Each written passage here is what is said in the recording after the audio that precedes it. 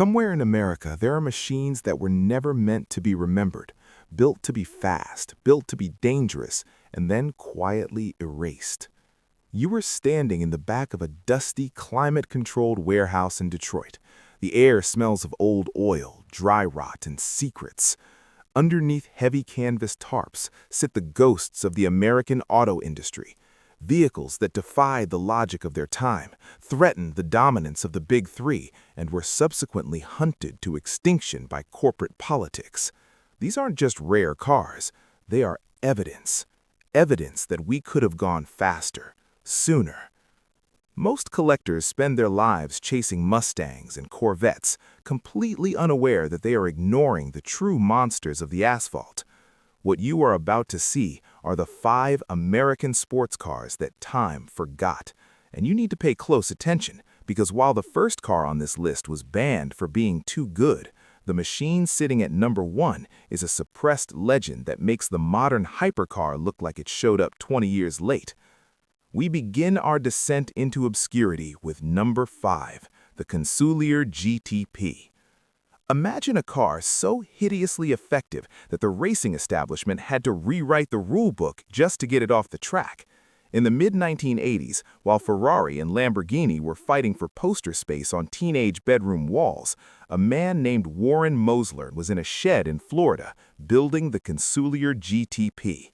Visually, it is jarring. It has the aerodynamics of a brick and the aesthetic appeal of a fax machine.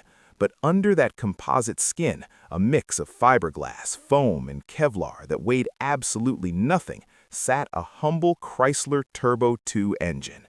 It didn't sound like a supercar, it sounded like a Dodge Daytona. But because the car weighed less than 2,000 pounds, it didn't just drive, it teleported. The Consulier GTP was so dominant on the track that it beat factory Porsches and Corvettes with laughable ease. It was an embarrassment to the establishment. Mosler was so confident in this ugly duckling that he offered a $25,000 bounty to anyone who could beat it around a racetrack in a street-legal car. Car and Driver magazine tried. They failed. So what happened? Why isn't this car legendary? Because it didn't have the badge, it didn't have the romance, and eventually the racing sanctioning bodies, tired of seeing a 4-cylinder kit car humiliate the giants of the industry, simply banned it. They penalized it out of existence. Today, seeing one is statistically impossible, but as efficient as the Consulier was, it lacked the soul of a true exotic. The car coming up next had soul in surplus, and its death was far more tragic than a simple racing ban. At number 4, we find a machine that proves American automakers could out-design the Italians, even in the 1970s, the AMX R3. Picture the rolling hills of Tuscany, 1969. A car rolls out of a design studio that looks like a Pantera, but sharper, meaner, and arguably more beautiful. But the badge on the nose doesn't say Ferrari, it says AMC. You know AMC for the Gremlin and the Pacer, budget cars for budget buyers. But for one brief shining moment, they aimed for the throat of the exotic car market. They hired Giotto Bizzarini, the man who engineered the Ferrari 250 GTO, to build the suspension. They mounted a torque-heavy 390 cubic-inch V8 right behind the driver's head. It was a mid-engine masterpiece that was poised to destroy the Corvette and undercut the Europeans. 6 prototypes were built. They were tested at Monza. They hit 170 miles per hour. The handling was world-class. It was ready. The brochures were printed. And then, silence. The accountants walked in. Upcoming bumper regulations and a lack of funding killed the project weeks before production. But the darker rumor? Some say Ford put pressure on the suppliers, fearing the AMX R3 would cannibalize sales of their incoming De Tomaso Pantera. The AMX R3 was left to die in the prototype stage, a ghost of what American performance could have been in the 70s. However, corporate sabotage is one thing, government intervention is another. The car at number 3 wasn't just fast, it was practically illegal. The car at number 3 is the Baldwin Motion Phase III GT Corvette. If you walked into a Chevrolet dealership in New York in the late 60s, you expected to buy a Nova or a Chevelle. But if you knew the secret handshake, if you knew a man named Joel Rosen, you could buy a Baldwin Motion Phase III GT Corvette. This wasn't a factory car, it was a weapon.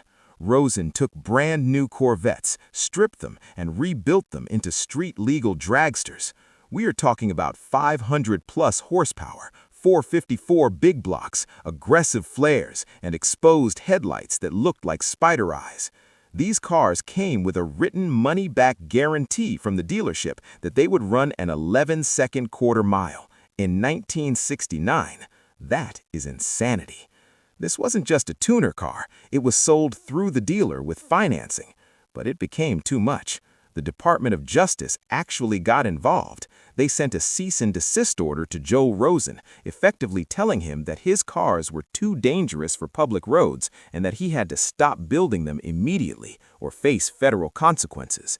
It is the only time the U.S. government has hunted down a specific tuner package to kill it.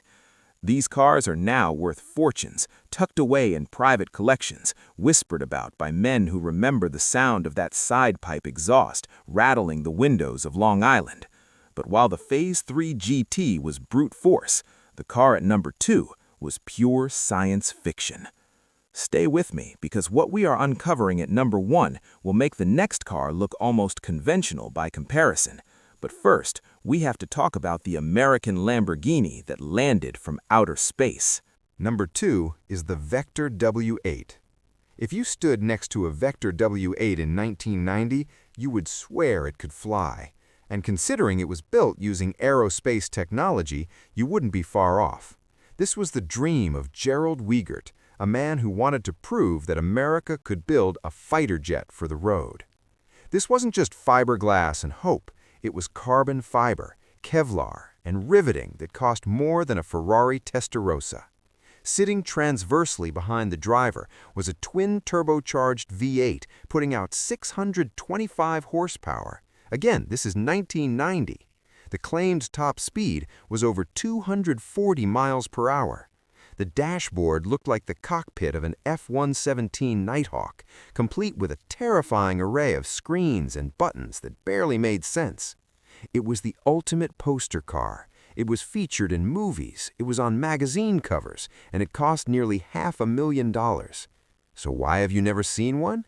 Because only 17 were ever sold to the public. The company was plagued by hostile takeovers, funding droughts, and a media that didn't understand Wiegert's vision. They called it vaporware. They mocked the build quality. But the few who have driven them say the violence of the acceleration is unlike anything else from the era. It was a glimpse into a future that never arrived. The Vector was loud. It screamed for attention. It wanted the world to look at it. But the machine at number 1? It was a whisper, a secret so potent it was buried by the very company that built it, locked away in a basement because it threatened to destroy the hierarchy of the American automotive industry. We have arrived at number 1, the Chevrolet CERV III. The year is 1990. The Corvette ZR1 is the king of the hill. But deep inside GM's engineering center, a small team had built something that made the ZR1 look like a horse and buggy. The CERV III, Corporate Engineering Research Vehicle, was not just a concept car, it was a fully functional, production-ready prototype that was decades ahead of its time. Look at the specs and tell me this doesn't sound like a modern hypercar. Mid-engine, all-wheel drive, four-wheel steering, active suspension, a carbon fiber chassis, and a twin-turbocharged small-block V8 producing 650 horsepower and 655 pound-feet of torque. This car could hit 60 miles per hour in 3.9 seconds and had a top speed of 225 miles per hour in 1990. It was faster than the McLaren F1 would be years later. It was lighter, smarter, and more advanced than anything Ferrari or Porsche had on the drawing board. GM had the technology to rule the world. They had the car that would have changed the perception of American engineering forever. It was approved for production. The brochures were being drafted. The price tag was set at roughly $300,000 to $400,000. And then the door slammed shut. The executives looked at the numbers. They looked at the Corvette brand, which was supposed to be the working man's sports car. They realized that if they released the CERV III, nobody would buy a standard Corvette ever again. They realized they couldn't sell a Chevy for the price of a Rolls-Royce, even if it was the fastest car on Earth. So they killed it. They took the technology, stripped it for parts, and filed the blueprints away in the archives.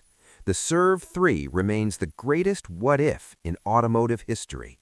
A car that was ready to conquer the world, only to be executed by its own creators for the crime of being too perfect. But here's the part that keeps historians up at night. Years after the project was scrapped, documents surfaced suggesting that the active suspension and carbon construction data didn't just disappear. There is a theory, unproven but persistent, that the research files for the CERV III were quietly transferred to a European manufacturer during a corporate merger in the late 90s. If you look closely at the suspension geometry of certain hypercars released in the early 2000s, the DNA is unmistakable. America didn't just lose its greatest supercar, it may have unknowingly given the blueprint to the competition. There is a safe in Detroit that contains the original test logs. The last man who had the key claimed that the top speed wasn't 225. He claimed that on a cool morning in Milford, with the boost turned up, the CERV III did something that physically shouldn't have been possible for a car with license plates. He died before he could show anyone the slip.